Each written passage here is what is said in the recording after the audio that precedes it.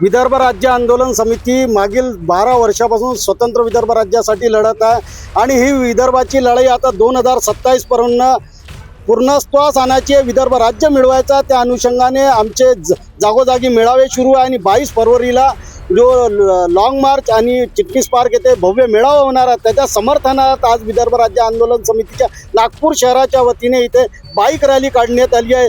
या अगोदर आम्ही 16 फरवरीला आम्ही झेंडा रॅली काढली आणि त्या माध्यमातून जनजागृतीचा कार्यक्रम आणि जनतेला आता एक विश्वास निर्माण झालेला आहे का स्वतंत्र विदर्भ राज्य मिळणार आहे. म्हणून जनतेचा हा विश्वास पाहून विदर्भवाद्यांमध्येही स्फूर्ती तयार झाली आहे आणि स्वतंत्र विदर्भ राज्यासाठी अंतिम लढा म्हणून आज आम्ही इथे सगळे तयार लढण्यासाठी तयार आहोत आणि इथून हे बाईक रॅली आता जनजागृत करत शहीद चौक इतवारी जे चंडिका मंदिर तिथे समापन होणार आहे आणि 22 फरवरीला जो चिटणीस पार्कला मेळावा होणार आहे त्याकरता सगळ्यांना आम्ही आव्हान करतो. तिथे ॲडव्होकेट वामनराव चटप आमचे प्रमुख नेते आमचे पोरेजी खांदेवाले सर आणि तमाम विदर्भाची जनता हे तिथे उपस्थित राहणार. आम्ही काही आमदारांना सुद्धा इथे आव्हान केलेलं आहे, ते सर्व येणार आहे आणि आता लोकांमध्ये एक नवीन वातावरण तयार झालेलं आहे आणि त्या वातावरणानुसार आता जो आला त्याला सोबत घेऊन जाऊ, जो नाही आला त्याच्याशिवाय जाऊ, पण